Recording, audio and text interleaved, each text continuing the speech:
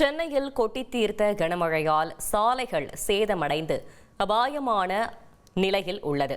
இதுகுறித்து எமது செய்தியாளர் மணிகண்டன் வழங்கும் தகவலை கேட்கலாம்.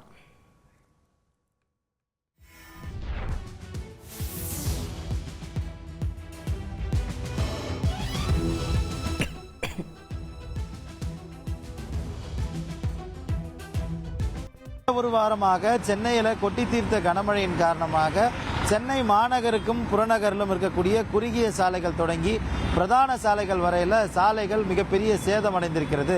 மழை காலத்திற்கு முன்பாகவே சிறிய சேதங்களை சீர் செய்வதில் மாவட்ட நிர்வாகமும் மாநகராட்சியும் சுணக்கம் காண்பித்ததால் அந்த சேதங்கள் பெரிய அளவில் ஆகி குண்டும் குழியுமாக பார்க்க முடிகிறது.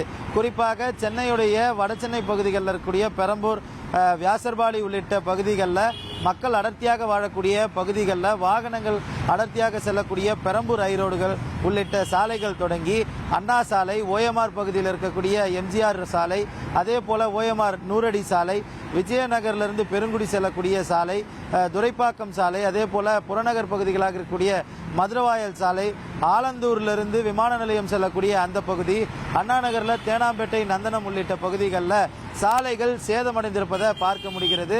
முக்கியமாக நெடுஞ்சாலைத்துறையும் மாநகராட்சியும் ஏற்கனவே தேவைக்கேற்ப பள்ளங்களை பேட்ச் ஒர்க் மூலமாக சரி செய்திருந்தால் மழை நேரத்தில் இவ்வளவு பெரிய சேதம் இருந்திருக்காது என பொதுமக்கள் அவர்களுடைய வருத்தத்தை தெரிவிக்கின்றனர். இந்த பள்ளங்கள் மழை காலங்களில் மிகப்பெரிய ஆபத்தான சூழல் ஏற்பட்டது. பள்ளங்களில் வாகனங்கள் விழுந்து விபத்துக்குள்ளானதை பார்க்க முடிந்தது.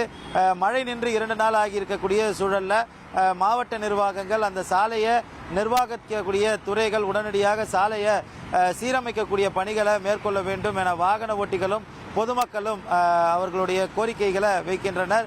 குறுகிய சாலைகள் தொடங்கி மாநகரில் இருக்கக்கூடிய பேருந்து பயணப்படக்கூடிய பஸ் ரூட் ரோடு எனப்படக்கூடிய சாலைகளும், அதே போல பிரதானமாக நெடுஞ்சாலைத்துறையிடம் இருக்கக்கூடிய சாலைகளையும் சீரமைப்பதற்கான நிதியை அந்தந்த துறை ரீதியிலான நிர்வாகங்கள் ஒதுக்கீடு செய்து சாலைகளை அடுத்த மழைக்குள்ளாக தயார் செய்ய வேண்டும் என்பது பொதுமக்கள் கோரிக்கையாக இருக்கிறது.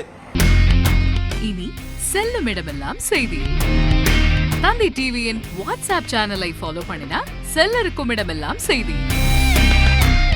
இதோ QR கோட் இப்பவே ஸ்கேன் பண்ணுங்க, ஃபாலோ பண்ணுங்க.